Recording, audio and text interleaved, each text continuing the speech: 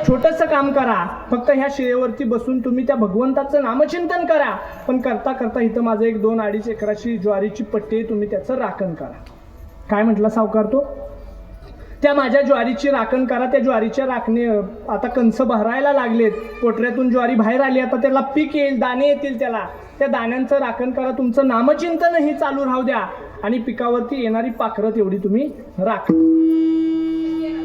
तुकोबाराय म्हटले चालेल. आधीच मला घरचे म्हणतात मी काय काम करत नाही.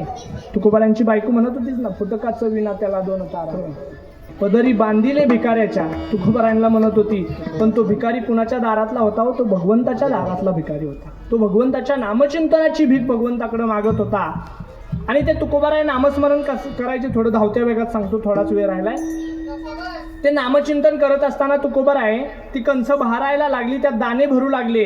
दाणे भरत असताना दाणे भरायला लागले की पक्षी सुद्धा यायला लागले. त्या